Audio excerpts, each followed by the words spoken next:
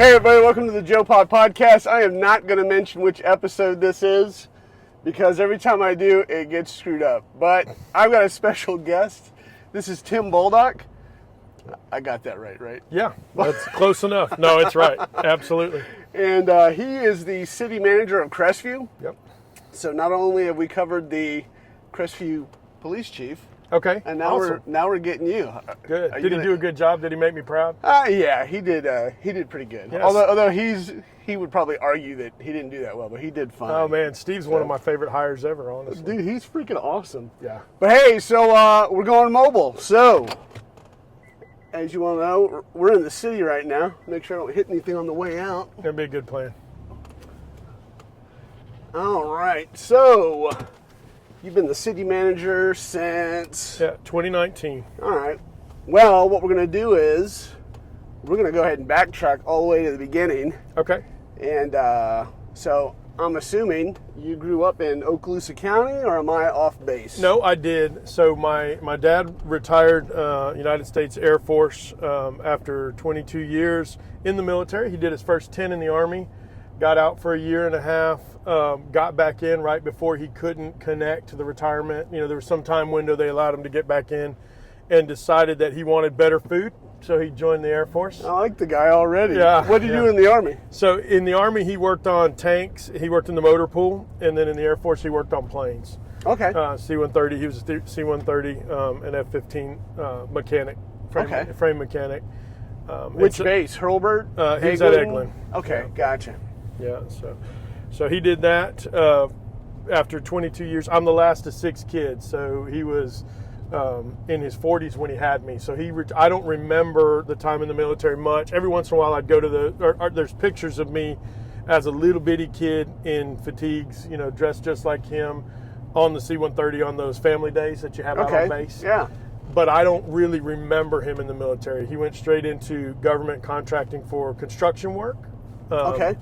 And then had a construction company, and that's how. So we landed here, but I was born just outside Hanscom Air Force Base. Massachusetts, right? Yes, sir. Okay. What, so I didn't realize you were the baby of the family. I am. Brothers, sisters, what? So I got 4 sisters and a brother. Okay. So. And what are the age, what's the age gap with everybody? So there's about a 20-year gap between, my oldest sister passed away a couple of years ago. That sucks. Yeah, cancer, right after I came to work here, as a matter of fact. And, but she was right at 20 years older than I am, and then my brother was next. He's 18 years older, and then it moves on down. The closest sister to me is 5 years.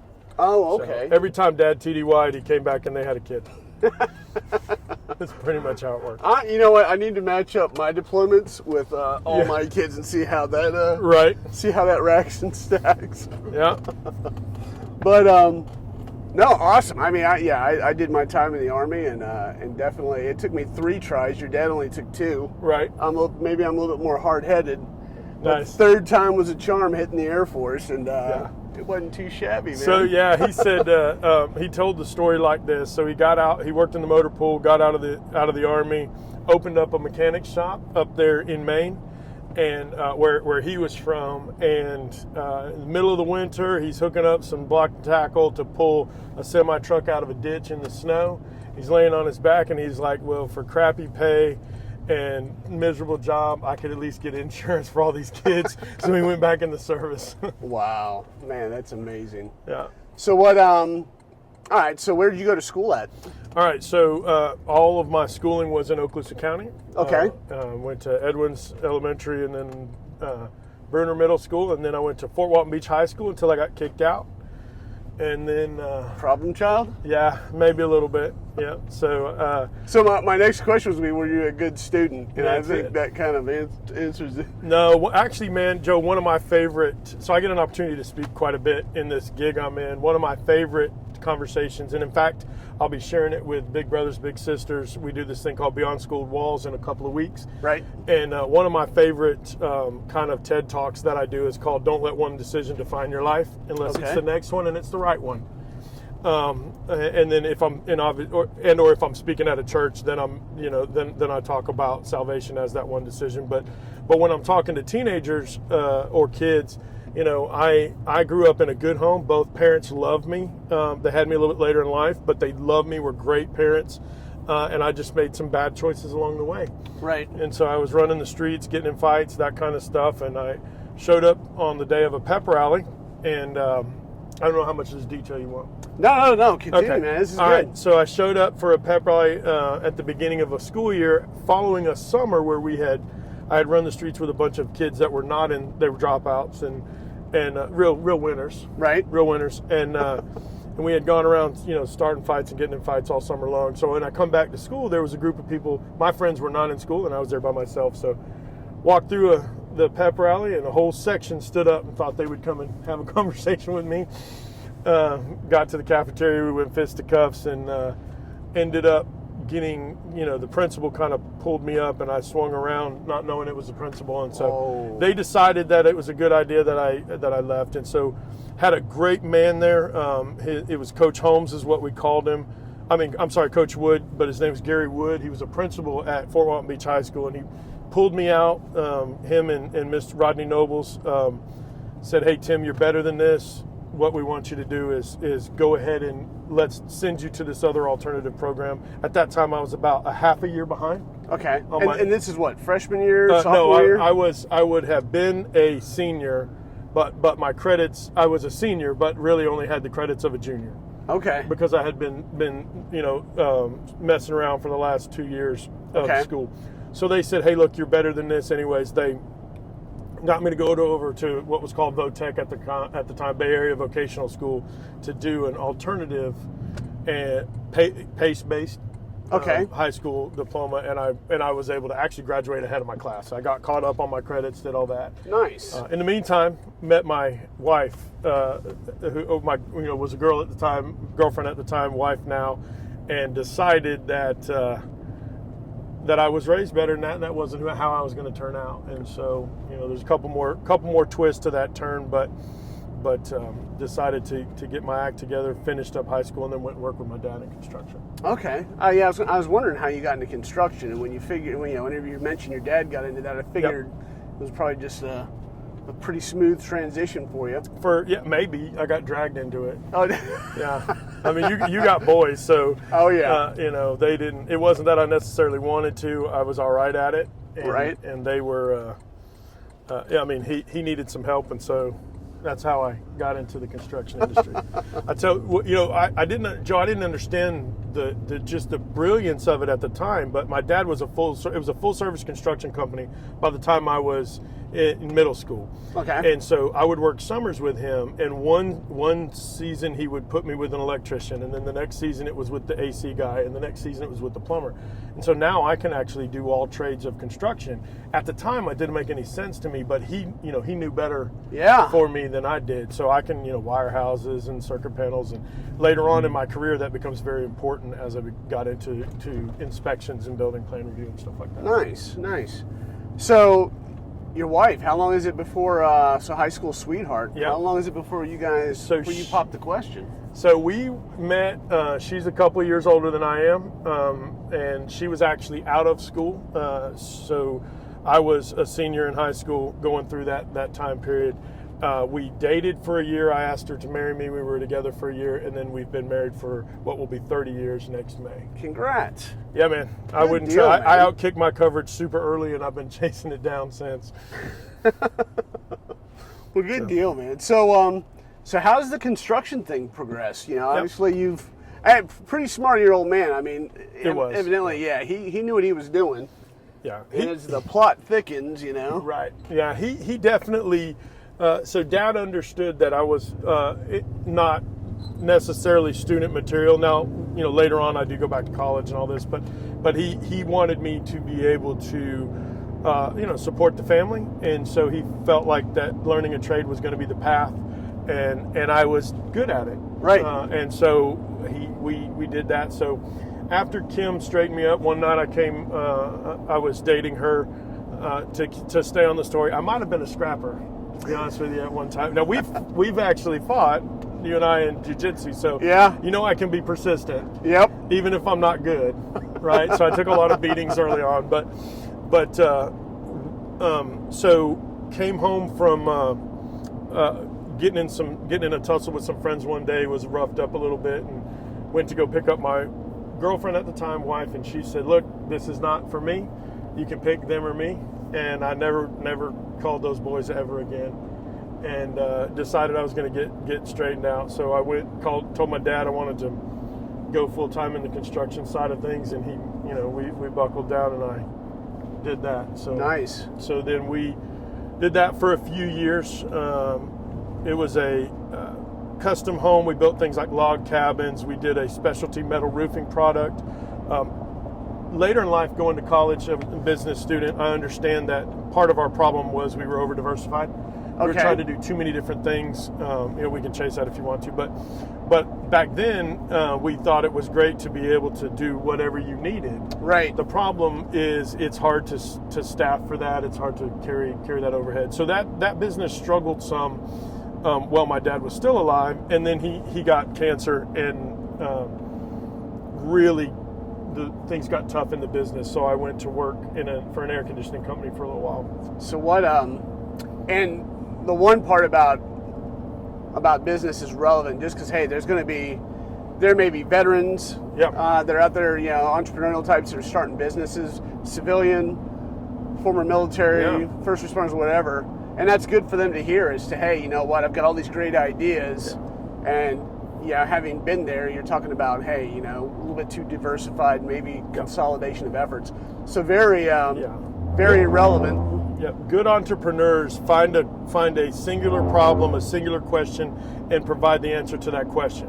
When they perfected the answer to the question, then they diversify. Gotcha. But our issue was we were doing too many different things, right? And it took me a long time to learn that. Actually, that's not the only time I went to school on that. Okay. That I was watching that from a very minor partner perspective with my dad owning the company. Later in life, I go back to being an entrepreneur. I still have that drive. And that passion to own and run my own thing, even though that's not my current type of a job. Gotcha. But I had to learn that lesson twice in life, actually. So, a little bit of a stressful point. If you're game on digging into it, great. If not, hey, tell me to pass. No, I'm good. I lost my man, my old man in 2014, and that sucked. Obviously, cancer. It seems like every time you turn around, someone's hit with cancer. How did that go down? That had to be pretty tough. So my dad was a tough dude, man. He got cancer. So my dad was an alcoholic also. So not an abusive alcoholic, very functioning, high functioning alcoholic. So by that I mean that bills were always paid, mom was taken care of, he never hit any of us, none of that kind of stuff. But he was an alcoholic, and so. Dad finds out, so we're in the construction company, the pressures related to that, I think we're a part of the big problem. I remember from 18 years old asking my wife to marry me, going through, the engagement, and then very early in marriage, working with Dad, having to go get him out of the bars and stuff like that. I'm going somewhere with this story. No, you're good. So it had created this sense of resentment between he and I, because I'm a kid. I got a beautiful brand new wife. I got a kid on the way. I shouldn't be going and getting my dad out of the bar. So we fought, quite a bit about that for a while. But then he gets diagnosed with cancer. So he leaves. He starts to exit himself from the business, turns it over to my brother-in-law and myself. We do okay for a little while. He gets cancer, gets diagnosed with lung cancer. A lot of the stuff that he did during Vietnam, that kind of stuff, we think were contributing factors to that. People on this podcast understand the VA and how all that works. Oh yeah, Agent Orange, all that stuff from back during that time. And how difficult it is to get what you need from that. But anyway, so he gets sick. Really, my dad was always a very, very strong Christian, in that his faith was in Christ. He loved the Lord without my dad was always an example to me, and this may sound condescending, I don't mean it that way at all, but of like a childlike faith. Right. Like when people would say, oh, I just, he just believed because he just believed. I don't think that way. I need to understand things. And so, often I thought he would oversimplify, but he believed that. So when he was diagnosed, it really was an opportunity for him to kind of realign with his faith.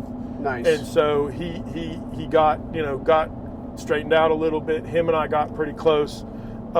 During that period, he began to work in a ministry called JADA, which is Jesus, Drugs, and Alcohol. Okay. Where he would go and speak to those guys. And my dad, 9th grade education, not an overly educated guy, but just a great orator. He could speak well. Heck of a salesman, incredible salesman. He could sell you anything.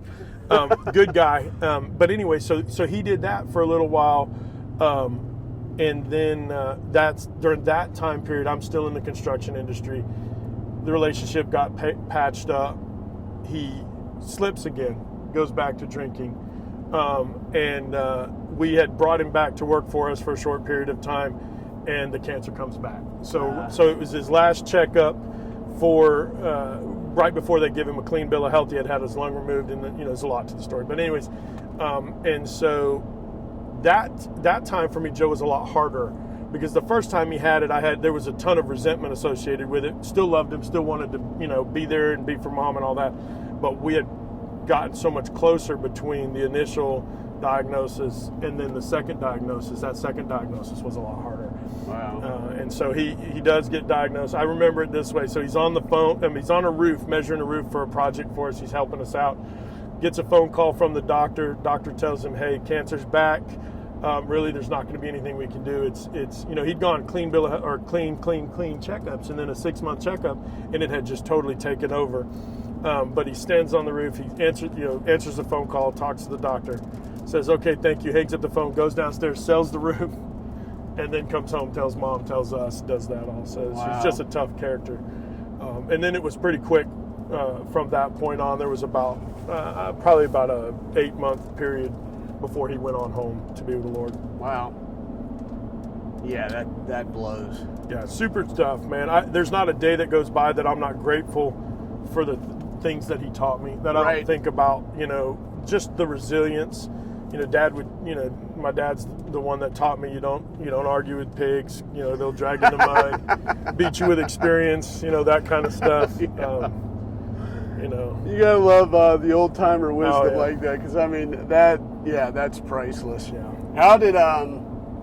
How's your relationship with your mother? Because we kind of glazed over it since we touched base with your dad. Yeah, it was good. Mom, I was the favorite kid for sure.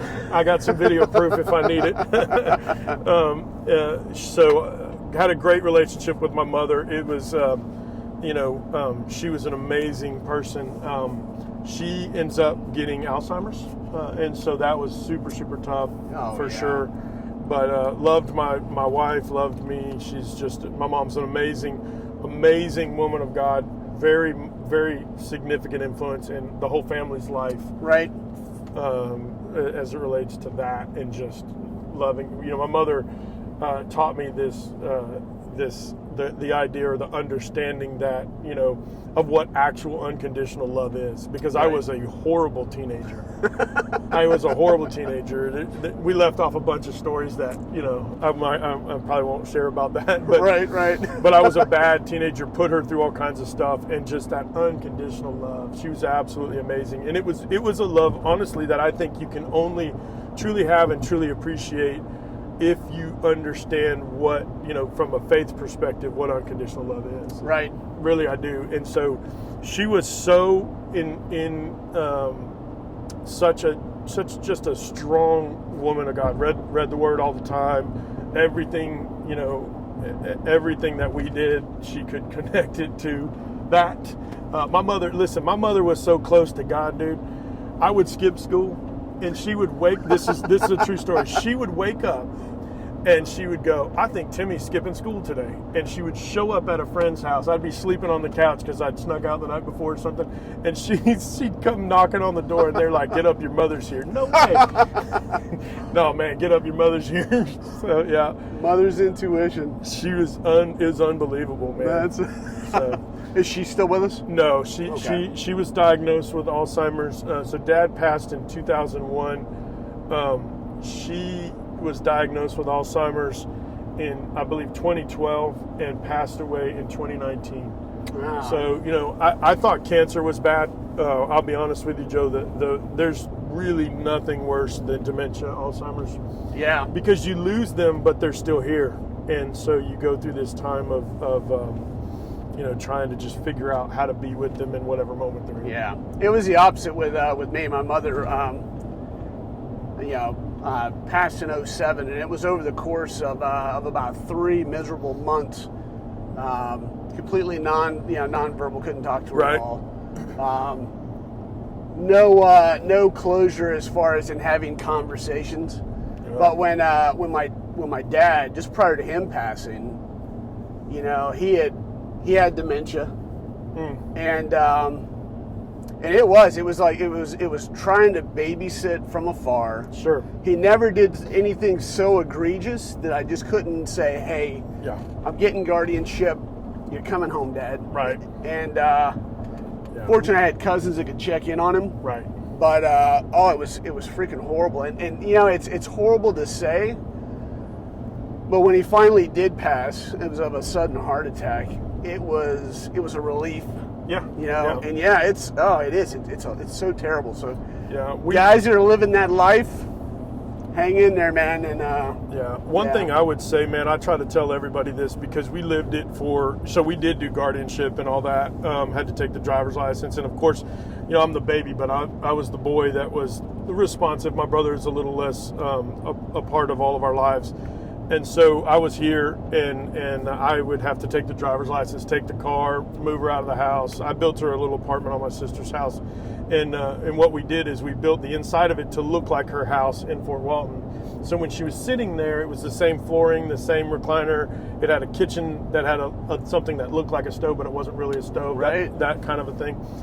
But when I tell people if your family's going through Alzheimer's, that the best advice I can give you is be with them wherever they are. So my sisters, I love them, but they would always want to try to bring Mom back. And so when Mom would say, you know, hey, where's your dad at? I need to talk to your dad. They would remind her that he wasn't here anymore. And people do that, and we do that. We all want to do that, but there's a selfishness to that because we're trying to bring them back to us, but they're reliving all of this hurt again. Yeah. And so I always just advise everybody, if your mom, if your dad is saying, hey, you know, I need to talk to my mom, and they're not alive, you just tell them, yeah, we'll call them in a little while. They don't need, you know, personally, I don't think that it does any good to tell them to try to get them back to reality. Yeah. You just live with them where they are. That's pretty damn legit. I mean, it's the truth, man. Because, and I've seen it, and I watched it, and my mother would fixate, you know, the worse dementia progresses, she would move backwards. So she was on Cape Drive in Fort Walton when we moved her, and she'd say, I got to get to Cape Drive. So we'd stick Cape Drive on the door of her bedroom, which would look like her house on the inside. But then it was Delaire Street up in Maine, and it was and so she would have to call me, and I would answer, and she'd say, you know, Timmy, when can I talk to my mom? And I would just tell her, Mom, I'm at work, but we'll call her as soon as I get home. I'm going to pick up Dad, and we'll come by and we'll take you, or whatever it is. And so as soon as you told them what they needed to hear, it would reset. Nice. And so I think sometimes it takes a long time for us to learn that, the caregivers. Yeah. And so unfortunately, those with Alzheimer's, and then us, we suffer. Yeah. But we're much better off to let them be happy where they are. No, I think that's it never got to that point with my dad, but no, I'm glad you shared that because once again, I mean, it's some practical. It's hard to deal with. Very practical, yeah. Yeah. All right, so unfortunately your dad passes. Yep. You're doing you're a contractor now. Yep. As far as when Dad got sick, I took a job working for an air conditioning company, okay.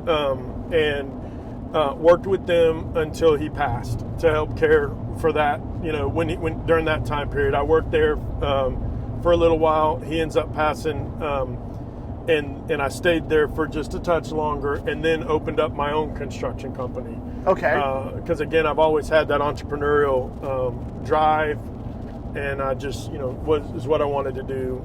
The issue with that is, I opened it up right about the time of the last major recession. So shortly before, I opened it in 2006. By 2008, we're in the middle of a housing and finance crisis. Wow. And so I ended up, same problem that I had before also, where sold, felt like I had to, since we're, if we're going to go back to the entrepreneurial thing, I would say this too.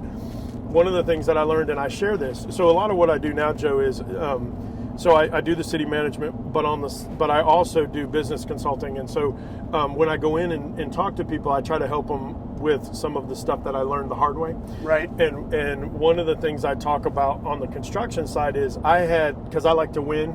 Again, we fought, so you can appreciate Yeah. Both of us will pass out before we'll tap out. So I like to win, so I would try to sell every single project. And I was the solution to everybody's problem. So if I'm construction, you go in and somebody says, the last 10 contractors were horrible. I'm so glad I finally found somebody good. I would close that deal with the confidence that I was going to change their opinion of contractors. And the reality is they are the common denominator. And so when you go into business, again, entrepreneurs find a very specific problem that they can define. They define a solution for that problem and then market it and execute it. Does not mean you have to be everybody's problem solver for their problems. There are times when you need to walk away from a sale, and I learned that the hard way. Gotcha. The second go around. So the first go around was a lot about diversification. The second one was we sold everything in front of us. I went from a pickup truck to doing about $5 million in remodeling and construction and roofing projects in that first 18 months. Wow. Yeah, and so that's a lot of projects. Yeah. And especially on a smaller scale. And so, but that's because I sold everything in front of me, including all the problems. So. Wow, that is amazing. So what's Mama doing this whole time? You're married. Yep. Yeah, banging out kids. We had a couple of I got 2 daughters. Okay. Absolutely amazing. They're 5 years apart. My oldest is Brittany. She's married to an airman and lives up in Virginia. My youngest is Leah. She's married to a deputy and lives here in the Crestview area. Okay. And so, all of this is going on. So when Dad was sick, we had our first child. My dad met her. When Dad passed away is when we became pregnant with the second child. Right. And so I stayed at the air conditioning company until that child was born for insurance reasons and things like that, and then opened the construction company with an infant, which was awesome. My wife really appreciated the lack of security I was providing her during that time period. Right. Because I went from a steady paycheck to that setting. And so did that. Mama's hanging around. Again, we've been together this whole time. She's amazing, man. Through all of that stuff, if we go, and we can go all the way through the loss of the business if you want. There's some stuff in there we could talk about, but through that whole process, she was absolutely a rock. I remember multiple times between her and my mother, going through the stuff I had. When I decided to close up, I wanted to be as honorable as possible, and I was as honorable as I could be. And so what we did is I took every open contract that we had. I worked together with subcontractors, worked together with property owners, suppliers, finished every contract that we had, paid off all of the subs, did all of that. That was about a 6-month period that was very, very difficult for us because we weren't taking checks and I was trying to exit but in order to do that, I had to, I wanted to pay as many people as I could. Right. And so I remember, many, many times coming home and why are we doing this? And her just being there saying, listen, at the end of this, it's me and you and the kids, and that's all that really matters. Right. Because there was, as a part of that, I had, another thing I did in construction is I wanted to make sure everything was perfect. And so I employed every single part of the project. So I had employees instead of subcontractors. Okay. Which creates an incredibly high overhead. Yeah. I had a large, where these guys that when 2008 hit and the market crisis came, the guys who were using all subcontractors could scale down much, much faster than I could. Right. I was running a $10,000 or $12,000 a week payroll, and so I was having to, generate enough work to keep that many people working, and it's hard to get off the wheel. And so, it's hard to get off that whole hamster wheel. Right. So then when I finally did, she was just there to say, listen, I had to return trucks, and there were times in that where I traded vehicles that I owned to subcontractors to pay them off because I didn't have the cash. Gotcha. And so that part of the process, I had 40-something projects when we made the decision to close, got all the way through them. There was 2 projects at the very end. I borrowed some money from my mother in order to pay those people back their deposits because I just couldn't put the projects together. I had some problems with a salesman that was manipulating some numbers to get us kind of where we were. Gotcha.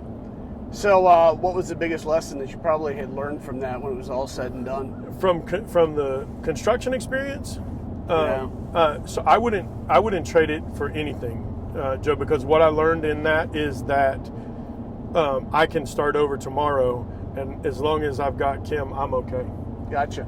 As long as I've got my faith and my wife, I'm going to be just fine. Yeah. And so I teach now, in one of the classes that I teach this concept, and it is, don't ever get to the place where you have to trade your integrity for your paycheck. In other words, like if I am dependent on the money that I make today to the point that I will compromise those base core values, that my personal core values, then I've made a bad decision a long time ago. Right. And so just 2 days ago, I was teaching a leadership class to my firefighters, my up-and-coming firefighters, and one of the things I told them is, you write your core values, you establish your core values when you're not in a fight, when you're not in the fire, because that's the line that you draw in the sand before the pressure's on. Because if the pressure's on and you're trying to decide how far you'll go, then it'll push it farther than you're willing to go. Gotcha. And so what I learned in that, going through that stuff with the loss of the construction company, is that this stuff, this is a nice truck. I like your truck. But at the end of the day, this is just stuff. Yeah. And that with Kim, and that's all that really matters. And so I would tomorrow trade this job. I would give this job up if it came up against my integrity or my set of core values. Right. And I have confidence to do that because at one point during that time, I was making a ton of money, and boats and cars and trucks and nice things, and then I had to decide whether I walked away and left everybody or whether I did it the hard way. I chose to do it the hard way so I could leave with the highest amount of honor that I could. Now, I'm not going to lie to you. Not Lowe's did. I racked and stacked people by the people I could see their eyeballs. Right. so the Lowe's, the corporation, fell in a different category than Joe the sheetrock guy. Right. Joe the sheetrock guy gets paid first. So I spent I made a tough decision to go that path instead of just a clean walk away. But coming out of that, I learned that, one, I can get through any of it, and especially with her. And honestly, if I start over tomorrow, it's going to be okay. Yeah. So, I don't know if that's what you're looking for, but that's the lesson because people ask me, if you could go back and do it, would you do it again? Yeah, absolutely. Yeah. Just because of I believe that, there's a couple things. I will never be in that situation again because of it. The city of Crestview will never be in that situation because of it, because I understand what it's like. I know what it takes to budget and plan and strategize where I didn't before. Right. Also, there are businesses I won't list, but there are businesses I've had the opportunity to speak into their decision-making process to help them turn around or to stop the path that they were on before it was too late. Right. To help them understand, hey, listen, sometimes you got in the book Good to Great, Jim Collins talks about a steel company that has to sell the mills in order. Their whole purpose was to create steel, but when they ran their analysis of what their company did, they determined that the mills were the least profitable portion of the company, and so he sells the mills, and then rebuilds the company. And the point of that story is that sometimes you got to sell the mills, and I didn't understand that, and so I hung on this idea of I'm going to, we're a metal roofing company. We're going to do everything that we can do instead of gearing back to what we should have. And even though I saw it long before it was too late, my pride wouldn't let me back off of it. And so I believe that those experiences that I have allowed me to speak with some sense of authority and some understanding into people's lives that are going through it to help them not go through it. Right. And we were strong enough. Kim and I are together. In fact, we are closer on the outside, on the backside of that struggle than we were going in. And certainly than we were when we had the money. Right. I think it's a lot of times, especially when it comes to business, you've got to be careful with, one of the soft truths is people are more important than hardware. Absolutely. And you don't want to squander human equity. These are people's lives you're dealing with. So, right. Yep. If more people would think that way and not just, willy-nilly make decisions that are more self-focused, if they would think of the other people, it'd be a lot better world, that's for sure. Yeah, that applies to your family too. Oh yeah, absolutely. Those people are more important than the boat, than the truck, than it's hard sometimes as men. I hate to do this, but my kid is called twice. Yeah. So I'm going to put you guys on hold. All right, we're back. That was my son checking in on us because we passed him on the road. Yep. And so, anyway. That's one of the, this podcast is raw and unedited. No, so... I like it. So am I. Raw and unedited, right? As a result of this, now the citizens of Crestview are going to know that their manager got kicked out of high school. Yeah. You got a winner here. That's it. Overcomer, baby. Underdog. That's it. So, all right. So we end up surviving a business that. Yep. That was an ugly time. I mean, I remember. It was tough. Yeah. In fact, the house we got was initially on the market for like $600,000. Yeah. And the market was so bad, we got it for $3. Yeah. I can't even imagine on the business side. Well, if you look at it like this, we were flipping houses, and so you would pick a house up, for just a beat up old house, put some roof in, do a little bit of inside work, and you take $100,000 house and sell it for $350. I mean, it was insane, and what was even crazier about it was the interest rates were sub 2.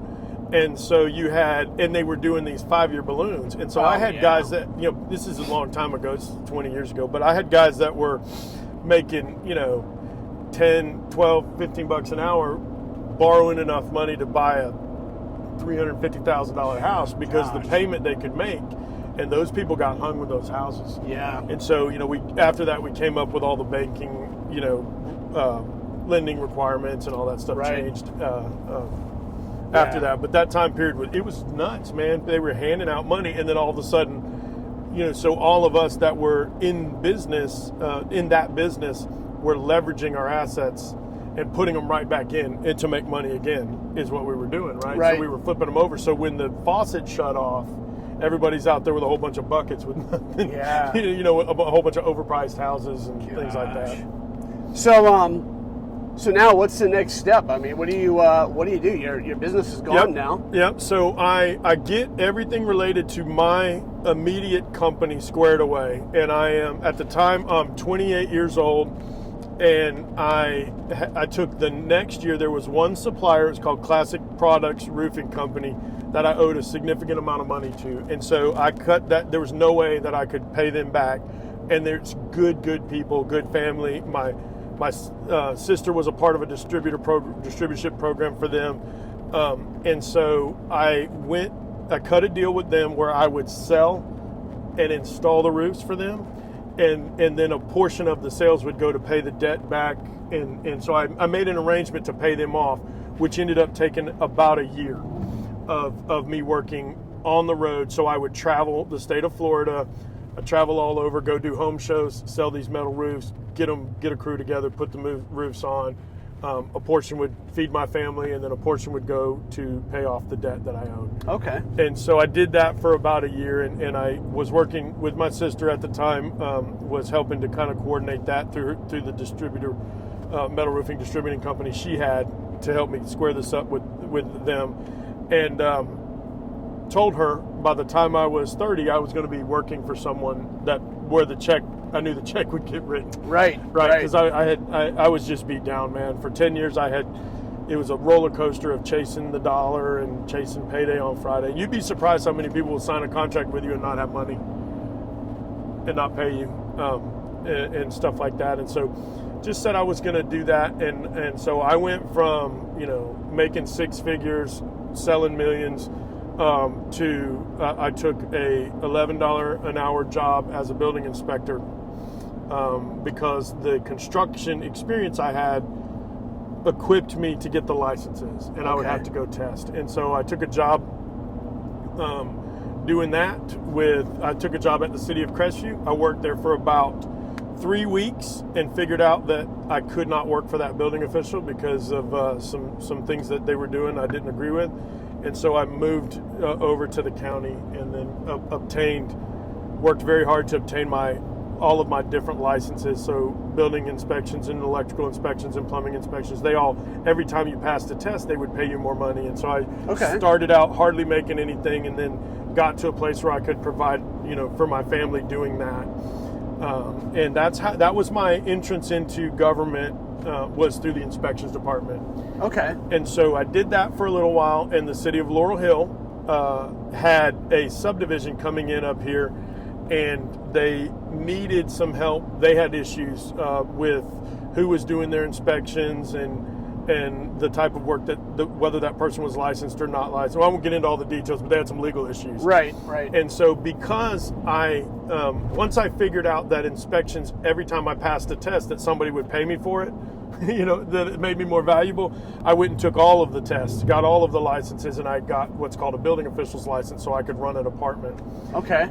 Laurel Hill got into a little bit of trouble with the Department of Business and Professional Regulations at the state level.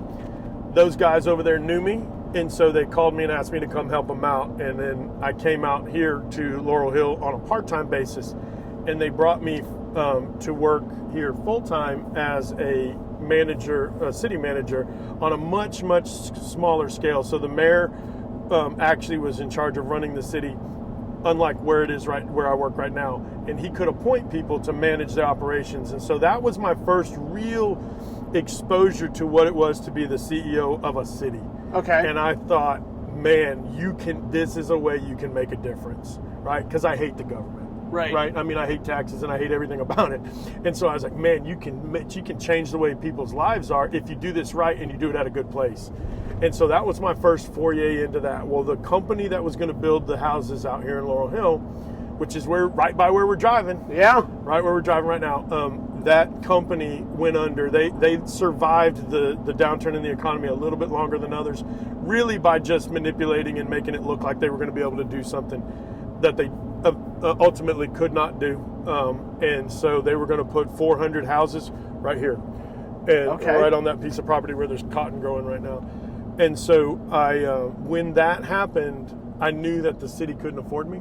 And so I said, I'm gonna exit myself from this. I helped them set their budget up, and then I called up a friend of mine at the I had gotten a call from the city manager for the city of Fort Walton, and they asked me to come down there and be their building official. And I cut a deal with her. I said, if you'll send me to school, if you'll pay for my college, I'll come work for you. Nicely done. Because I want to do this. If the city will do that, if they have a college program, and they did.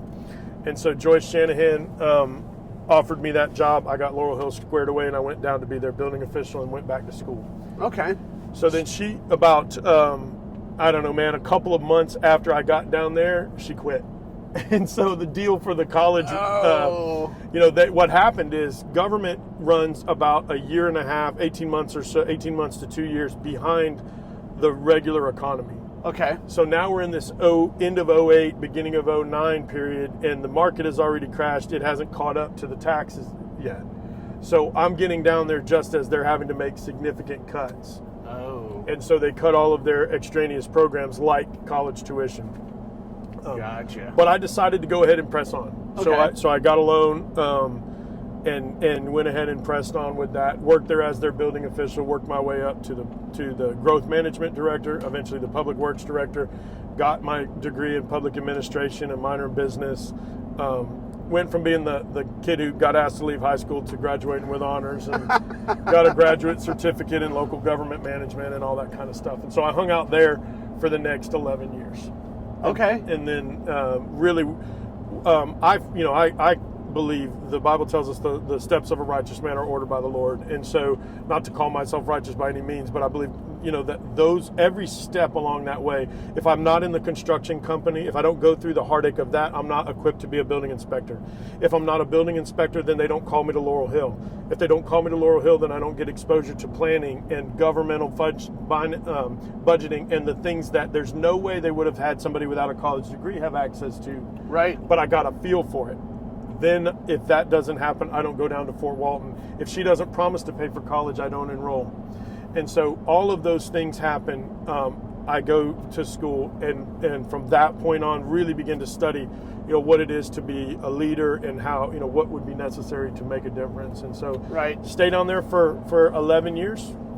Crestview changes its form of government to a manager form of government, and they put out for a new city manager, and I applied. Nice. So I had gotten to the place where I was not real happy with the job down there and had been applying at other places to be a public works director. Came to an interesting realization I can share with you there. It's a little over spiritualized. If you're interested, we can talk about it. Oh, no, absolutely. So I had been working down there for a while, and the manager and I grew up together. We knew each other real well. He's a good guy, very smart, the smartest person I know probably. But I had become disenfranchised with the actual work environment. It didn't, to me, it didn't represent what I thought it should, how we cared for people, how we developed people, all of that kind of stuff. And so I had been applying for all these other jobs at different places until one night I was praying about it, and I came to the realization that, because I had applied for a job down in Tampa as a public works director and got shortlisted, and I was trying to decide whether I was going to go or not. And I came to the realization, God doesn't speak to me audibly, but I got a realization in the prayer that, hey man, even if I give you this job, what you dislike about it is going with you because you're the problem. And so that it wasn't audible, but man, it was as close as could be audible. And so I really started to look at myself and figure out, hey, what is it that, what about me is causing this environment to be the way that it is? And so that day was a catalyst for me to change my approach to how I led, but also how I served. The people that, instead of bad-mouthing the people that I answered to or that I was responsible to, I started to pray for them. Right. And then I started to try to help them and try to be a positive influence instead of just storing up all these things I could talk bad about. Mm-hmm. And started to hold myself accountable. And it really shifted me, Joe, in the way I see things. And again, I think if those things don't happen, I'm not equipped to come to Crestview because it's a whole different deal. Right. And so don't get the job in Tampa, I'm sorry. But I stopped applying and said, you know what, I'm just going to stay here. This is where I think I need to be. And then the city of Crestview decides they're going to change their form of government. And so my wife and I sat down and talked about it. And we said, we'll pray about it. Fasted a little bit. First time in my life I'd ever done that on a specific topic. Right. And applied for the job. Came and met with some people before the vote occurred and then applied for the job. It's a very public process. So when you get hired as a city manager, you go before the city council. The whole world can see you be interviewed. It's a national search. There's 100 people that applied. It got narrowed down to 10. It got narrowed down to like 20, and then 10, and then 5, and then 3. And so I was number 20. I was number 10. I was number 5, and I was number 3. And so the final night going into the vote, I was in essence in the last place. I was the last person picked in each of those cuts. And one of the guys dropped out, so I got to be number 2 because one of the 3 didn't come. But I went into that meeting, and I felt it shift that night. The first question that I got was, why should we hire you as a city manager? And it was by Councilman Joe Blocker, who's still a councilman of ours. And I said, Joe, I love my faith, and I love my family, and I will never do anything to embarrass them, and therefore I'll never do anything to embarrass you. And so that's why I think I'm the right person for the job. And I think I shifted the third vote that day. And I came in it's a 5 council members. I came in on a 3-2 vote. And I've been hanging on since. Wow. I think it's one thing that's really important that you had mentioned is looking in the mirror, doing a self-critique, and in the military, this is paramount, and a lot of guys can relate. You know, being able to sit there and self-critique and say, all right, where are you falling short? What's the malfunction? And with full integrity and honesty, being able to say, hey, you may have some of your bros saying, hey, dude, you're freaking screwing up, man. Square your stuff away. But if you don't hear that, being having the integrity enough to say, okay, hey, I may very well be the problem here, and what do I need to do to fix this? Yeah. And a lot of guys just don't have that. It's just not in their DNA to do that unless they're forced to. Well, you know, man, I think it's because it's so much easier for me to identify the problems in others to make I call it hiding. I've tried to come up with a better way to explain it to my team, but I think sometimes we hide behind the things that we say we don't like, because those things, instead of trying to be a positive force of change, because as long as those things exist, I can be comfortable in my misery. Yeah. So like in that case, there were things about that environment that I didn't like, but I had influence. I was in the executive team. I had influence to change things in that department, but instead I just got other people alongside of me to talk about how bad they were. Right. And so a lot of it's hubris and ego too. Just, hey, I'm better. Dude, I'm better than that. That's not me. Yeah. That's freaking Tim over here, man. Right.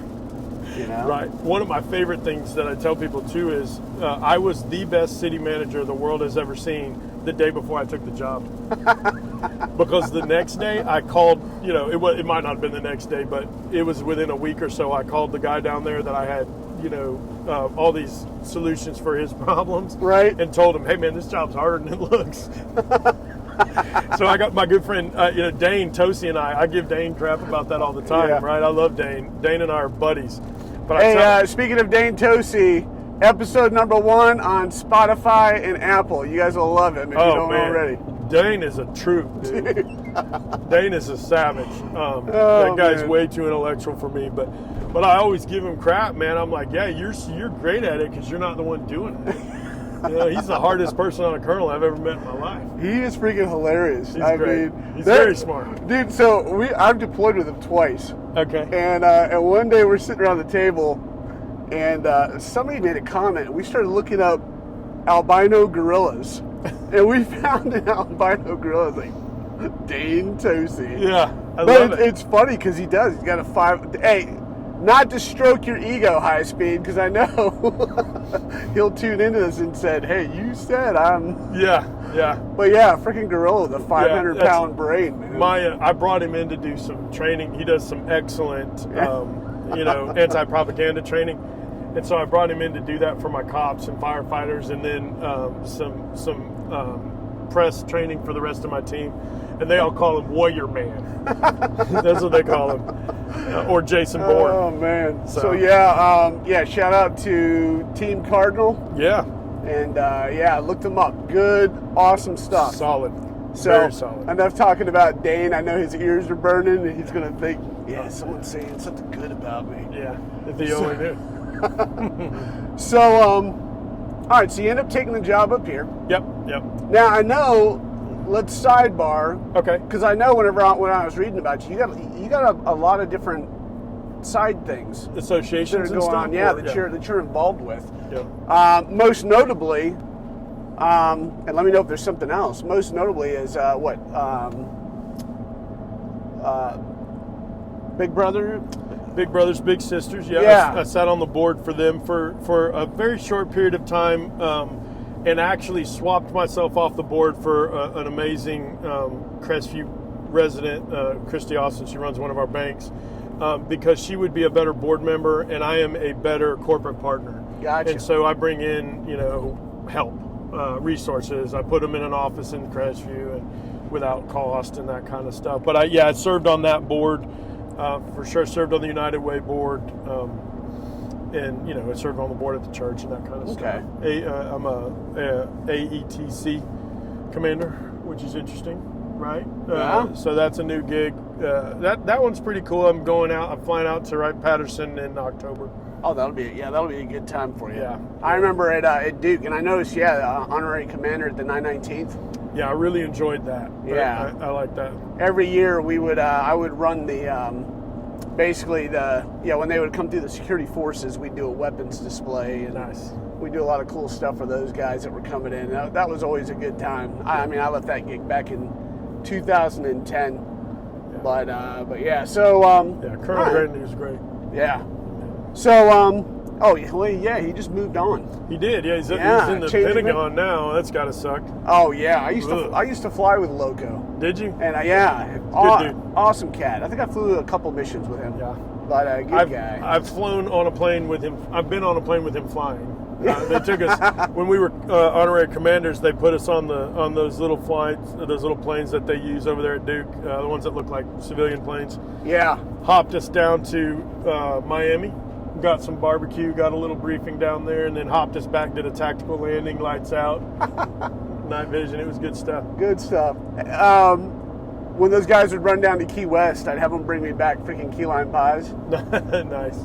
And for any of you trolls out there, that's your tax dollars. They're flying for training, so those guys deserve to go get barbecue and freaking key lime pie. Well, also, as a result of that, so we could chase that for just a minute. As a result of that relationship, we've been able to really provide some housing opportunities and things like that for the military. So there is a connectivity that occurs. The better I understand the mission, the better I can help to keep the mission here. And so my access to Congressman Gates, and then this time when we go to Ohio, and then the time when we go to DC and all that's what that program's about. Yeah. But it is good times throwing on some night vision and checking out. Yeah. Well, it's good when you can kind of expose some of that stuff to guys that don't live in that world. So definitely makes you a better advocate for us. I tell you what was I don't know where we're on time or anything, but what the coolest thing for me was getting to talk to Loco about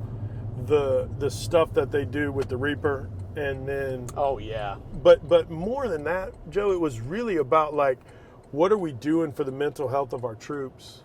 You got these young airmen that are doing these flying these Reapers, and then making kinetic strikes and this kind of stuff, and they're over here doing stuff like that, and then they go home and go to their kids' t-ball game. And so how do we keep their minds in the right place? And for me, that was it was good conversation, because I deal with cops that go deal with crap all the time. And right.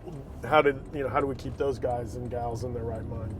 Yeah, it was. I was in that world with Loco for about 4.5 years, and I've always been a field rat. And at one point, I finally had to just get out of the box, so to speak. Yeah. The ground control station, but yeah, it was amazing. One day you're taking care of your country's enemies. Yeah. And a couple hours later, you're at the house eating dinner. Right. And and that's problematic sometimes for some guys. For sure. So it's good. It's good that you were exposed to that. Yeah, help to understand. What do we do about it? But also for me, giving me some understanding about the things that because I think the one side does a great job of that, and so seeing what they do and what types of resources that they use can I bring over to the law enforcement side to keep my guys in the right state of mind. Right. Yeah. That was one there's of the big definitely some crossover there. Yeah. We Loco and I talked about that. I do a podcast. We talked about it on my podcast. Oh, nice. She's on there? Yeah. I've seen one of the what is your podcast? I do Crestview Leads is the one that Loco's on. Dane's on there, and there's a couple of guys on there. We're gonna get you out there. But it's a careful with jazz, boy. Right. It's a podcast. So I do basically it's as the role in city manager, it's just something that I do where I bring on people who've had influence in my life in the area of leadership, and we talk about the things that separate good solid leaders. Gotcha. Or we just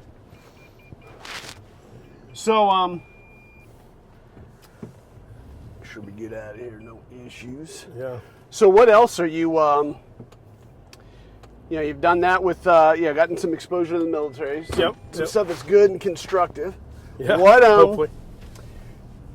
So now you're the city manager up here. Yep. We're going to fast forward just a little bit, dude. You're staring down. We're staring down the barrel of a hurricane that most likely is not going to hit us from all the spaghetti strings, all the projected paths. But we know these things Do what they want. Do what they want at the last minute. What's it like for a city manager when you're staring down the barrel of a hurricane? Yeah, so, we could back up a little bit about what it was to come and be the first ever city manager, which is an interesting dynamic, right? Yeah, so I don't want to skip that. Yeah, well, okay, so there's 411 cities or give or take in Florida.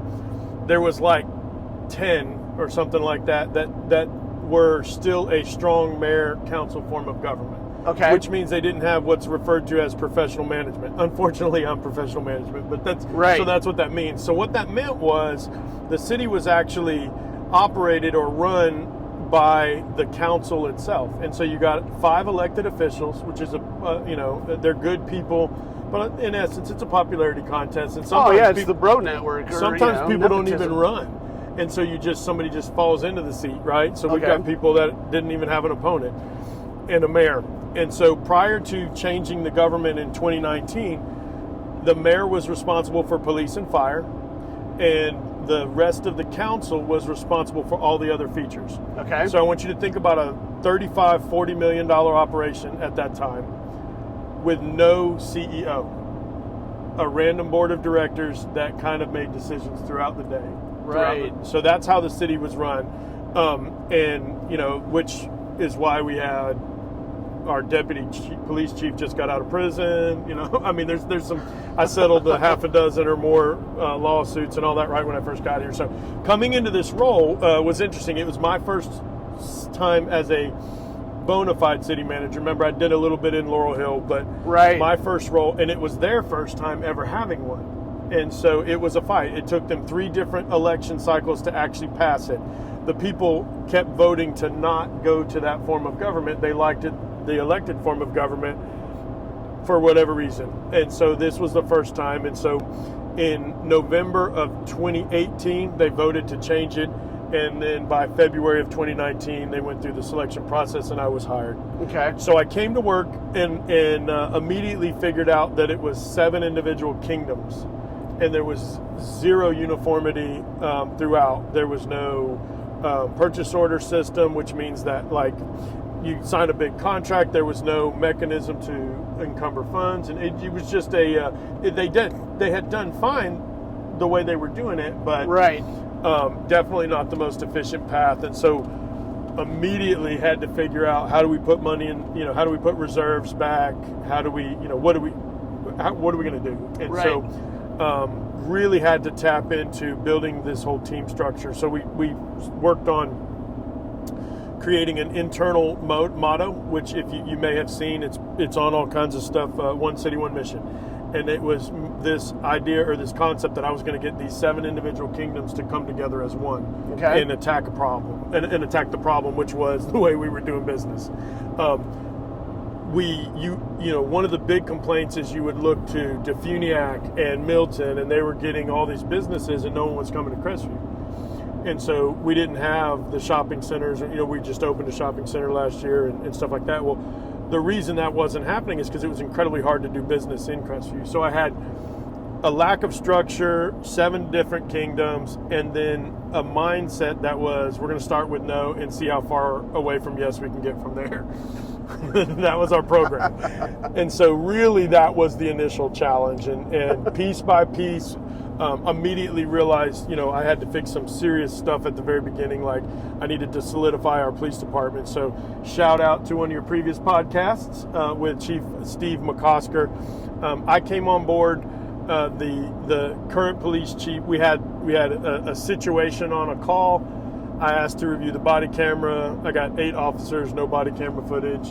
And so him and I had some conversations and he decided he was going to retire. Gotcha. He retires, and I got to hire a new guy. And so my mindset was that became the top priority, because this is all. So I got hired. 2 days later, the attorney quit. And then shortly thereafter, the police chief quit. About a month or so, the police chief quit. So very quickly, that became the top priority. So just like any other challenge, take it one step at a time, fight the fight in front of you, and so that was what we did. And I went out, created a team to go help me find a police chief, and the goal was I wanted if at all possible, I wanted somebody, a family man or woman, that could demonstrate that you could be in law enforcement, that you could do what was necessary to keep our community safe, but you could do it and have a family. Right. Because one of the issues we had was this, just problems inside the organization, people not doing what they're supposed to be doing, fooling around, that kind of stuff. And so we were going to clean all that up, and I was going to start with someone with integrity, somebody who I knew would then be able to represent that you can do it well, you can do it honorably, and people can look up to us. And so our goal was to go from being the pariah of the local law enforcement, because right before I got here, a few years before I got here, the police chief had to settle to not go to jail on a charge, and the deputy chief did 7 years in prison on a charge. And then the next chief they hired had been terminated in a very scandalous way, and so then they appoint somebody right before they hire me, who then chooses to leave. And so I had all these men I'm responsible for. At that time it was all men and one woman that I'm responsible for, and they had never had anybody, most of them in the time they were here, to look up to. Right. And so the first focus was, let me bring in a leader. So what do I want that leader to look like? And then we worked very hard to determine what that was going to look like, and we ended up with Chief Steve. Nice. Very, very happy. Now, when you look at how Crestview compares to our contemporaries, when we recruit, which we are constantly recruiting, we get way more applications than the others around here do, because he's created an environment where people want to come work. Nice. And so we're, a lot of the people around me are struggling to figure out how to find law enforcement or police officers. We are too, but when you look at the percentage we're down versus what everybody else is down, we're way below the national average. And our people, we have people leaving other organizations where they may get dollar paid more to come for a better environment and competitive pay and good opportunities and education and the things that he's brought on in the time that he's been here. Nice. So we did that, and then I moved from the police department to coordinating and organizing the finance department. And so right as we're coming into that, the George Floyd tragedy happens. Yeah. Which is a significant thing for any municipality, specifically with a law enforcement component to deal with. That happens, and we go through this time where we have to figure out how to let our community vent the pressures that are occurring, the racial pressures that are occurring, and then just in general, marches and things we're watching go on. Parts of the country just get torn apart. People around here trying to figure out how to express the pain that they're feeling. Yeah. Right. And so we went through that, and then COVID came. And so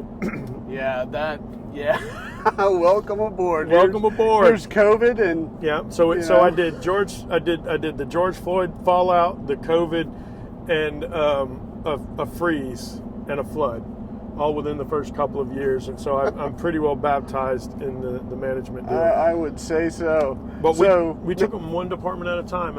Then we did finance, got finance squared away, created a reserve policy. We now carry, at the time we started, they carried no reserve. Now we carry what is the accepted amount for an operational reserve, over 33%. I carry over $5 million in operational reserves and stuff. So we've done really, really well to get all those things organized. And then we moved to the fire department and our community development services. And so piece by piece, I've been able to, as a team, we've worked together to get the right people in the right place, change the way we do business. Our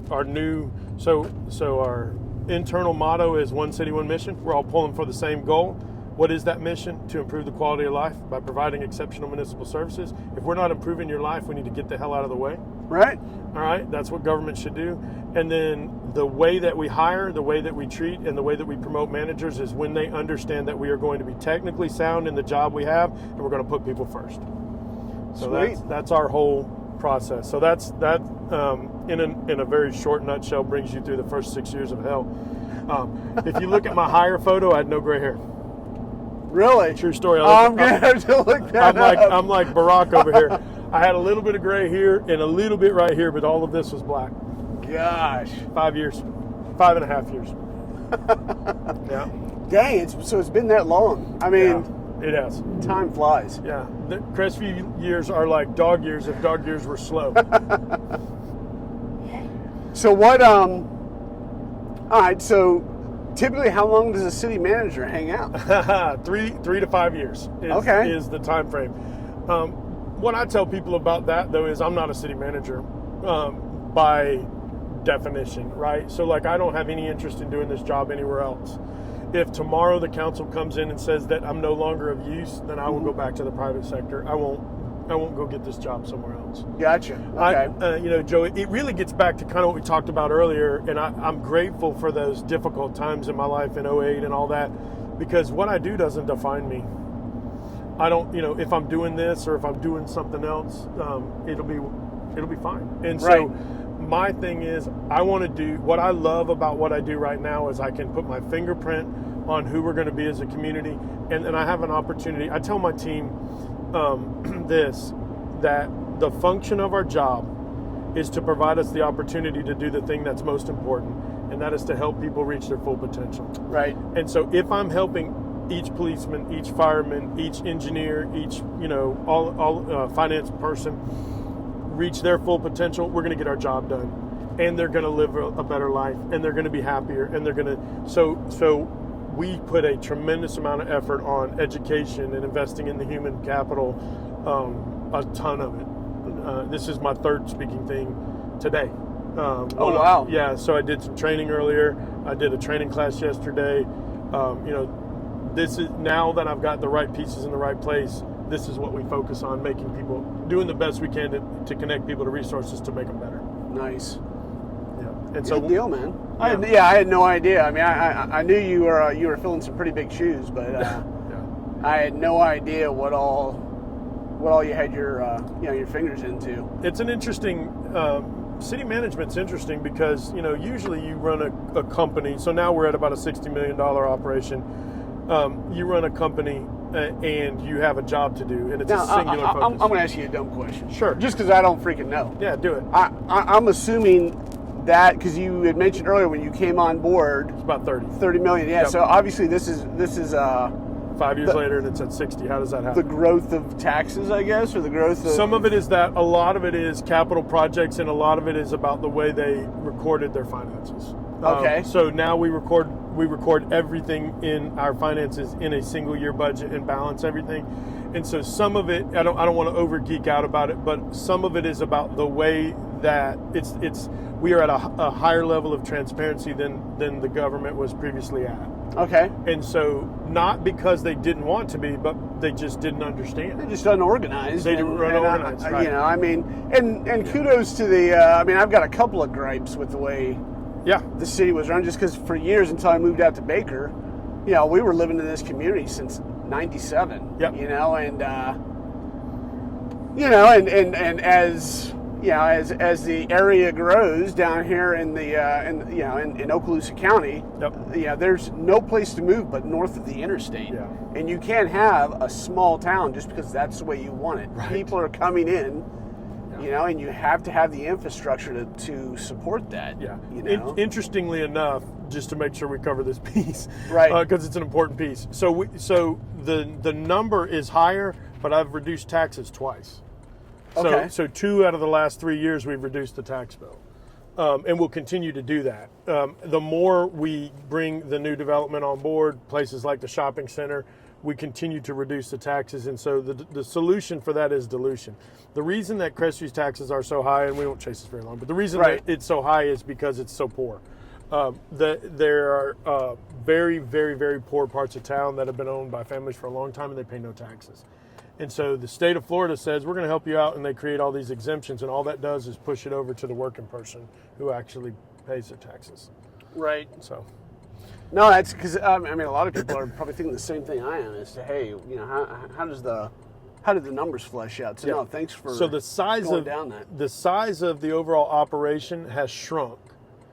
The dollar amount is up, but that's because we're doing I'm doing a $4.5 million water tower project this year, and that's financed, and we're doing so all of that is playing into that year because you balance your budget throughout the year. Gotcha. So our total revenues coming in and out have not changed that $30 million worth. It's just we're telling you all exactly what we're really what's going on. Right. How much money is actually being spent. Sweet. Good deal, man. Yeah. What all right, so after this, when do they? So basically, at this point, you're just going to do this job until someone says, "Hey, we're gonna." So I'm on contract. Okay. Which means anytime they get together, they can fire me. Okay. At any point. So yesterday, or what is today? Wednesday. We're recording this on a Wednesday. On a Monday, this last Monday, they could have fired me. Okay. It takes 3 guys to show up in a bad mood, and I go to the house, and so.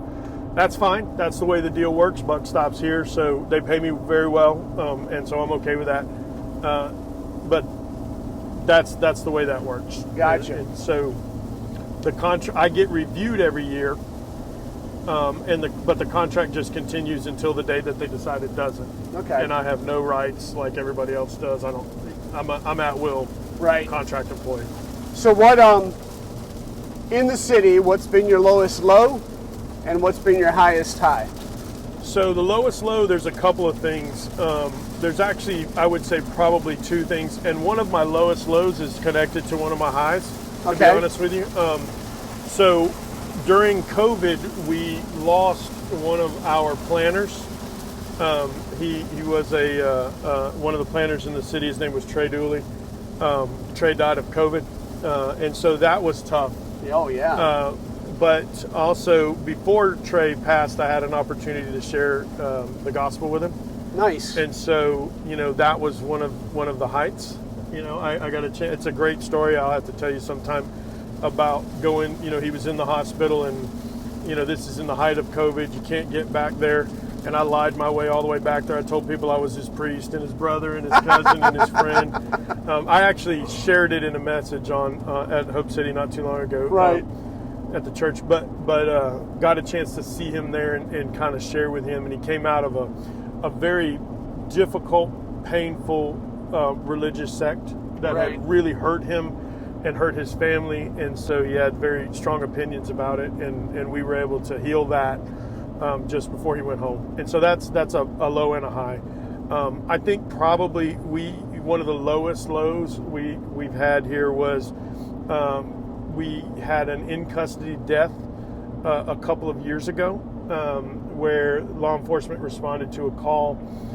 There's still some of the case that's ongoing, so be very careful about what I talk about with it. But what I will say is this. My officers are 100% in the right. We've watched the video. We've done the whole thing. And I think as a result of the condition, the national condition, with some of the things that are going on nationally, were indicted. I had 3 officers indicted. They have been dragged through the court system now for about 2 years. One of which was a foster parent for 2 young children that he was a couple of weeks from adopting. And upon being charged, he lost that. And so lost the opportunity to adopt those kids. And so, I am responsible for these men. And so knowing that they did what they were supposed to do and then watching this go on has been very, very difficult. We have supported them. We continue to pay them, even though they can't work right now because of the condition. But, that's been super tough. But it has also taught me the importance of how we lead when things are bad and they're out of our control and there's no explanation for it, and we were able to demonstrate because they did what was right. I was able to support them. Now, if they hadn't done what was right, that's a different story. Right. But these men are absolutely innocent. I have three views of the body camera, 4 at one point. It's very clear what transpires in the video.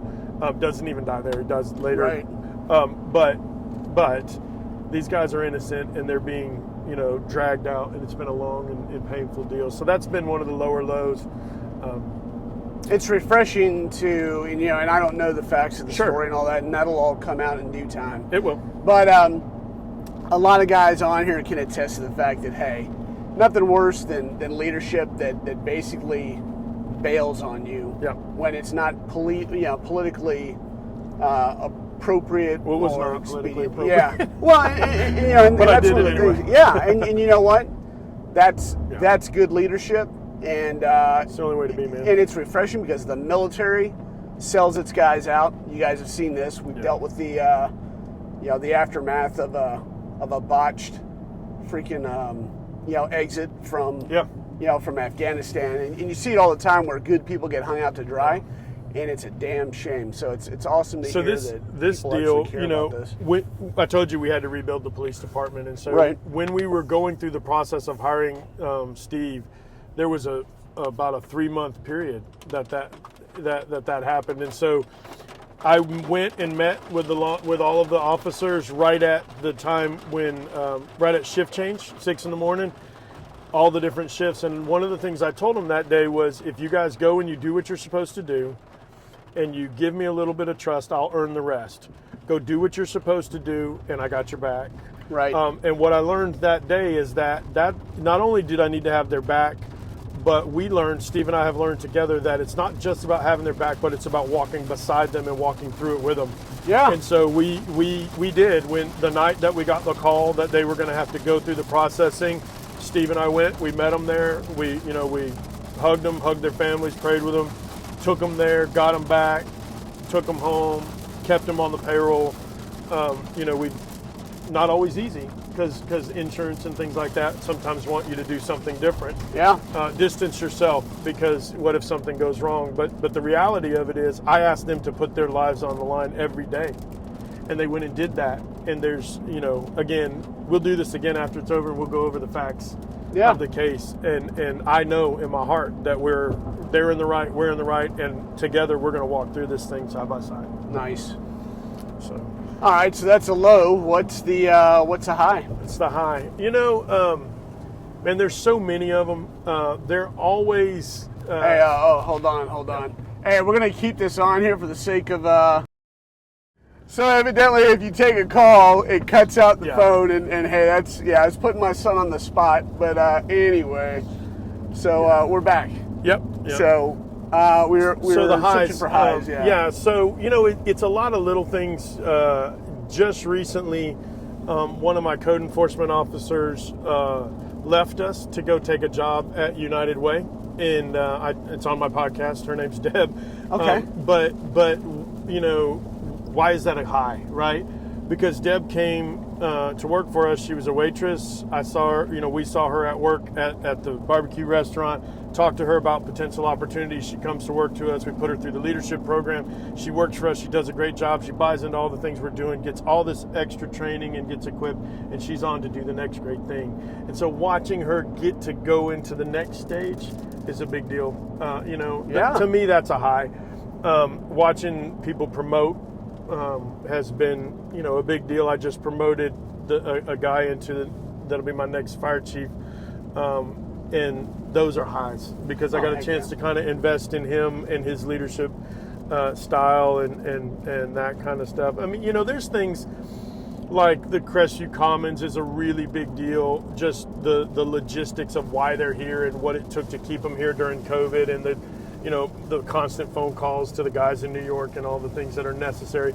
The Texas Roadhouse, everybody loves that restaurant. The deal almost died 2 or 3 times, and we had to breathe life back. That little parking lot across the street from Texas Roadhouse is what we were able to put that deal together to save that. And so, there's things from a technical side that are cool, but honestly, man, those things are just whatever.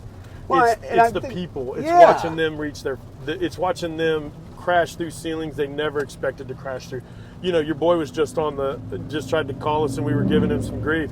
But Alec is a good example of that. Like, I'm watching Alec come into his own.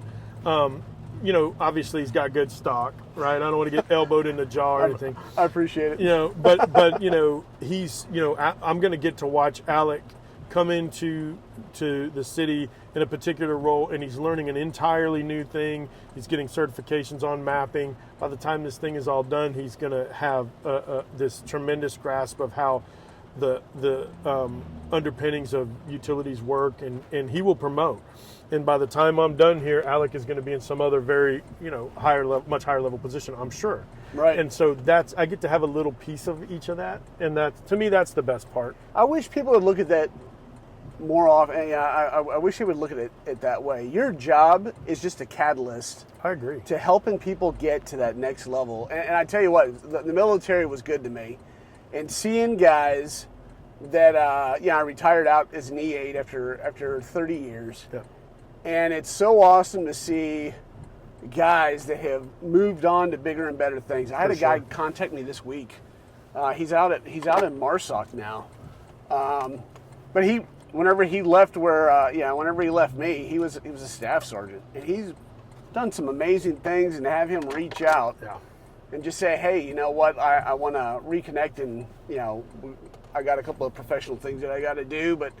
Yeah, it's just cool to see guys, moving on, and that's what our job should be about. Your job should be about people. No question. Even I don't care how technical it is, in some way you are influencing and impacting another man or another young woman's life. Yep. Make sure it's a good experience. Yeah. Yeah, get to know them, understand them. One of my favorite stories about that kind of stuff is I got a guy by the name of Nick that works for us, and I tell this story all the time, and he's like, oh my God, I'm going to tell him a story today. So, but Nick he's on my podcast too. He's a rock star that works for us. His name's Nick Schwint. He's amazing. He's my planner. Sounds like a stage name. Yeah, I know, right? Nick Schwint. He's a planning, the planning manager. I don't even know. I'm bad at titles, bro. I don't remember. Right. But anyways, he's a super important guy. Well, a few years ago, Nick he finishes up his college, decides he's going to go be a school teacher. Well, I know him enough. I'm relational enough with the people I can be close enough to. I knew he's going to hate it. He's going to absolutely hate this job. And so I went and talked to him. He was getting, in the last 2 weeks, he gave me 2 weeks, but right at the end, he was getting a little sassy. So I go back to his office. I said, hey, Nick, do me a favor. He said, what's that, Tim? What can I do for you? With his little bit of hubris on his way out. What can I do for you? I said, I would pull back on the tone a little bit because you're going to come back and you don't want it to be awkward. And he says, what do you mean? And I said, I just know I said, right now you have a chance to be a part of what Crestview becomes, and you're going to trade because he's the planner, right? So he's helps to approve and chase development and, all this stuff we do. He's gonna drive past. He's got 2 kids. He's gonna drive past one day and say, this is here because I was here. Like he's gonna buy them biscuits at Texas Roadhouse and have a part in that. And so I said, teaching is honorable, but you can do that adjunct and still do this. You're gonna come back. He said, I'm not coming back. So I said, all right, brother. So this is like on a Friday or something. I go up to the front. I walk by HR and I said, Nick's last day is tomorrow. Do not turn in his retirement paperwork. Because what happens is if you're not at your, if you haven't vested yet and you turn in your retirement paperwork, they cut you a check. I said, slow roll it. Okay. And so she said, why? I said, because Nick's coming back. And I'm not sure how soon, but if it's real soon, I don't want him to have to start over because he's been here for like 4 or 5 years and he's going to have to start over to get to 10 again. And so, because as soon as he cashes that check, he's got to start over. Right. This is a true story. And so she says, okay, all right, I'll do it. But he's not coming back. Oh yeah, he's coming back. My hand to God, bro. So Tuesday or Wednesday, his boss comes in my office and says, hey, can I talk to you for a minute? I said, sure, what's up? He said, Nick wants to know if he can come back. Oh, no. I said, I tell you what, man. Oh, man. You tell him he can. I said, don't tell him anything until Friday.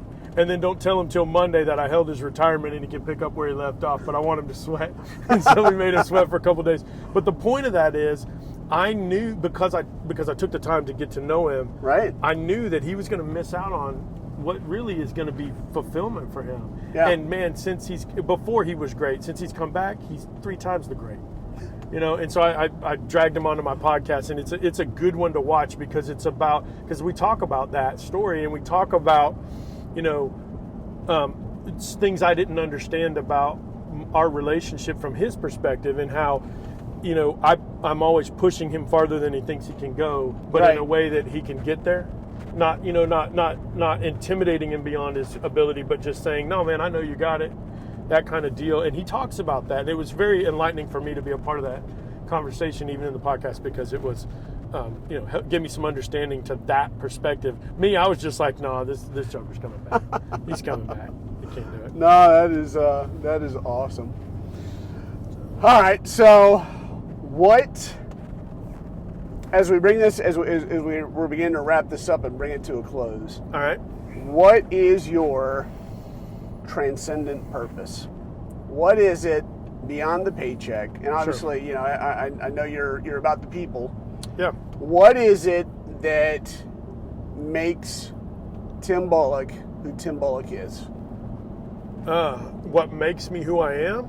Yeah. What and what drives you?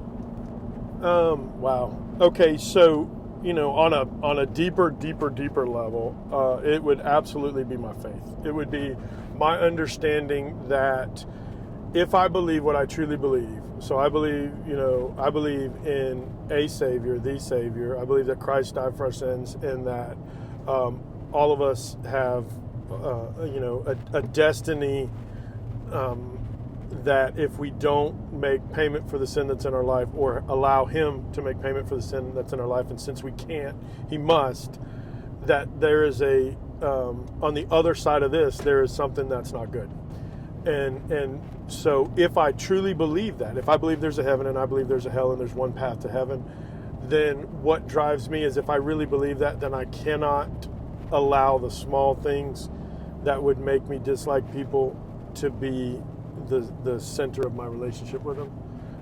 And so the story of Trey, sometime I'll tell you that story, but Trey, I didn't even like him as an employee, honestly. I felt like he's a good guy, a smart guy, but not, him and I didn't see the same. We didn't, and later on we figure out why, because of who I am. He didn't necessarily like some pieces of me, my faith and stuff, but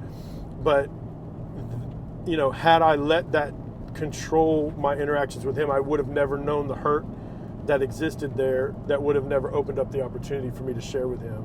And so because I believe that has to be at the center, if that makes sense. I don't know if that makes sense. And so, I know it sounds like a canned answer, but honestly, but that's... And Trey being a rehab, Trey is the guy you spoke to that died of COVID? That's correct. Okay. Yeah, I can give it to you in 5 minutes if you want it. Yeah. Okay. So I'm sitting in my office doing paperwork. It's the middle of the night. It's 7 or 8 o'clock at night on I believe it was a Thursday. Trey is in his office late that night as well. He comes in to get me to sign some paperwork that I should have signed already. And he says, hey, boss, do you have a minute? I'm already pissed off because I'm doing budget in the middle of the night and I don't want to be there, and somebody else probably should have been doing it. Anyways, I'm in a bad mood. So I'm doing that. He says, hey, can you sign this paperwork for me? Well, it tripped me off, man. I was mad because he said, I gotta have this sent to them by midnight. I need you to sign it now, which meant I didn't have time to review it, and his failure to do what he was supposed to do put me in a bad spot. So I lit him up, right? I'll cut to the chase, but usually when I tell the story, I'm like, oh, I was so sweet to him. No, I wasn't sweet. I lit him up. Right, and told him, hey, you got to do better, you got to be better, all this kind of stuff. Well, about halfway through that conversation, I can see in him that this is having a bigger impact than probably warranted by the action, right? So I'm being a little bit more of a jerk than I needed to be. And so I slowed down. I said, man, come in and sit down. So he comes, he sits down. I said, tell me, what do you got planned for this weekend? I'm trying to put it back together, right? Right. I'm trying to tuck in the jerk. And so he says, I'm going to see my family. And I said, oh, that's great. And he said, well, not really, because I've been, I haven't seen him in about, 10 years or something like that. And I said, oh, that's crazy, man. What's the story there? And he goes on to tell me, well, actually, he doesn't tell me what he says. He says, I can't figure you out, Tim. And I said, well, what do you mean? And he said, well, you're a normal guy, but you got on your Tuesday morning, you got this thing on your schedule that we're not allowed to, we can't schedule anything at 8 o'clock until after 8:15 on Tuesday morning because you got a Bible study that you just don't move. And so he's like, but you're not like those people, you cuss at me and you do these kind of things that I probably shouldn't be doing. And so he said, I can't figure you out. And I said, well, Trey, help me understand what you mean. And then he explained to me that he had been excommunicated from his family because of the experience that he had. He had not chosen the path they were on, and so they could no longer speak to him. And so he associated all faith with that. And so I said, well, man, I'm your boss, and so, this is not the kind of conversation that we normally would have at work. If you want to, we can have it later, or if, we don't have to, but I'm happy to answer your question if you want me to. And he said, no, I want to know. I want to know why you are the way you are. And so we got a chance to talk about it. Joe and I just explained to him about the relationship and about the things I'd learned over my life and some of the things I shared with you about, how my life kind of transitioned from what my parents expected me to be to actually believing and understanding and having a relationship, and so with God. And so we get to the end of that conversation, and he says, okay, well, I'm gonna go see my parents, and I appreciate talking to you. And he gets up to leave. He gets to the door and he says, maybe we'll talk about this more sometime. Goes that weekend. Well, he comes back to work that Monday and he's not feeling well. He goes to sit in his car at lunchtime to take a nap, and he wakes up at 8 o'clock at night. And he goes from there to the hospital, and he never comes back to work. He had COVID, and he had problems with his lungs and all this. And so How old is this guy? He's 45. Okay. 45 years old, but he's a little bit bigger, and he just was not super, super healthy, but he wasn't overweight, but he just wasn't, super healthy. Right. It just hit him. And at that time, it was early on in COVID, and they were doing all these weird things where they would put the tubes and bring the blood in and blood out and all the nonsense that they were doing. And so he never comes back to work. Well, he shoots me a message, or I shot him a message because I always try to check in on everybody. And he tells me about it, and he says at the end of the message, he says, I'd love to finish our conversation sometime. I'd like to get that sorted out. And I said, I'll come to you now. And he said, you can't.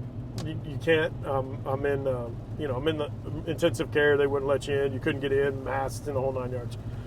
And so, for the sake of time, I'll expedite it. But we text back and forth, ups and downs. He ends up being life flighted from Crestview to Pensacola. And so, have my secretary try to get me an appointment or try to get me in or figure out how to get past the door, and rejected.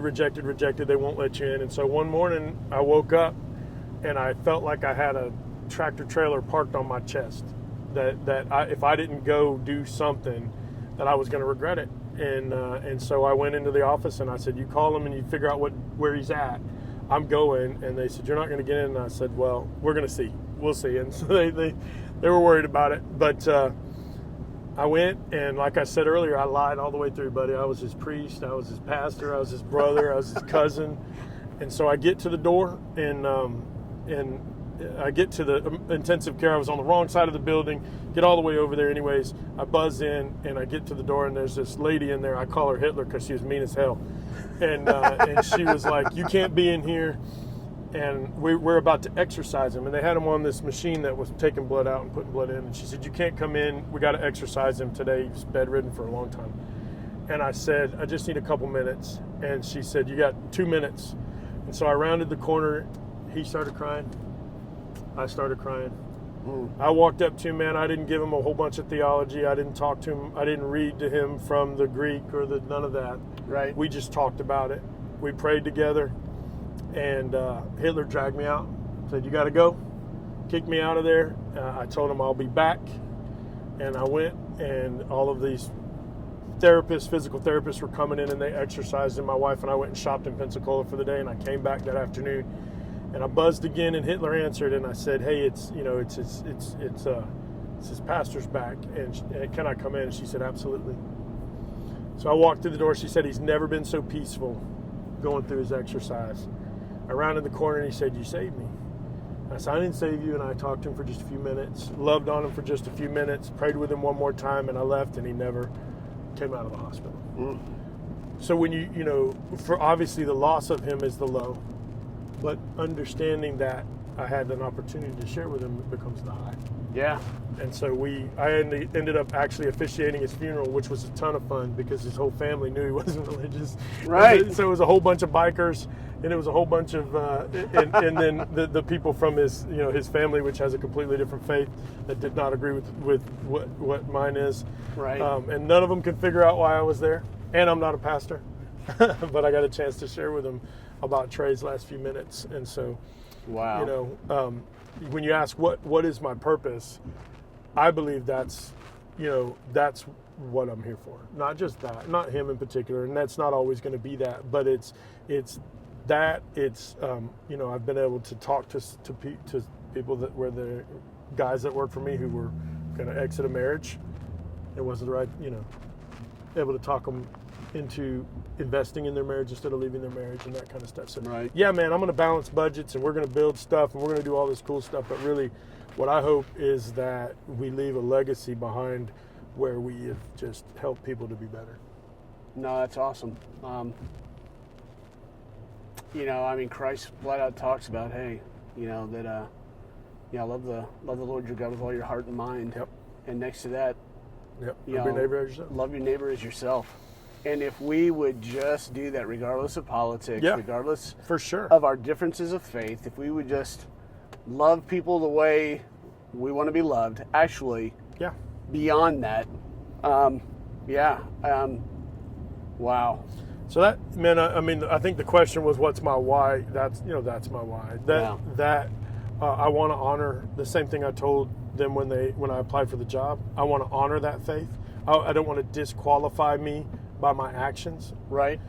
And I also want to honor my wife, and so I don't want to disqualify me by my actions. Yeah. And I want my kids to be proud of who I am. And so, those are the things that I think drive the way we make decisions.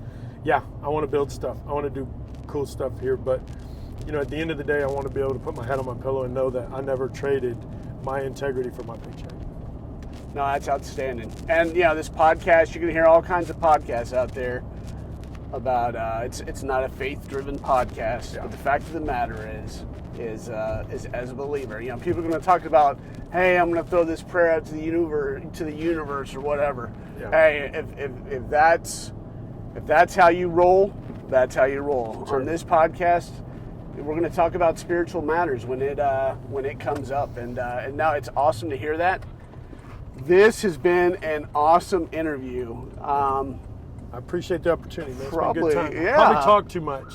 No. Hey, I asked you, and you spoke up. I didn't have to drag it out of you. So, I appreciate that, and there's stuff here there's some good, good nuggets out there that people can latch onto, and brother, I appreciate you, and I appreciate the fact you didn't run into anything. I also appreciate the fact that you did it with my police chief in the car. So I'm gonna be interested to ask about that. I was wondering, hey, at some point, man, is he gonna say, hey, I've had enough, pull over, I'm gonna write you a ticket? I don't know. I've ridden with him, so I'm gonna leave it at that. Well, I kept it outside the city limits for the most of his. That. Mine too, just for the record. We were in Baker or somewhere. So Laurel Hill. Yeah. So good time. Hey guys, make sure you subscribe, like, and share. Once again, I want your feedback and let me know how well I'm doing. And last shots. What's your podcast again? So I actually do a couple of different ones. So I do Crestview Leads, which is the one I do with the city. I do 5 minutes with the real boss, which is me and my wife, just talking about things related to life, basically faith, family, friendship, and the thing that we call life. That's me and her. That's my most popular one.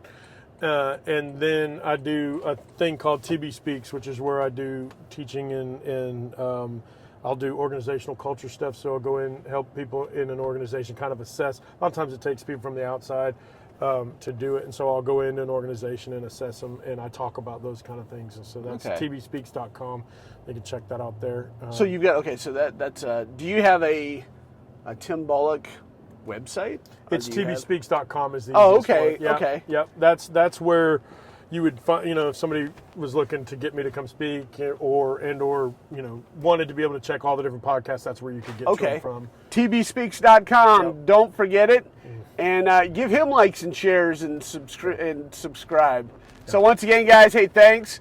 Appreciate you guys out there. Keep hanging with me. I think I'm up to like 25 subscribers. Let's do it. I like it. So we'll see where it goes. But hey, thanks again, guys. Be safe out there. Hurricanes rolling in further to the east. Don't know if it's going to come out here to the west. So hey, be careful out there. Love you guys. Stay out of trouble. And we'll catch you on the next podcast. Take it easy. See you guys later. Bye.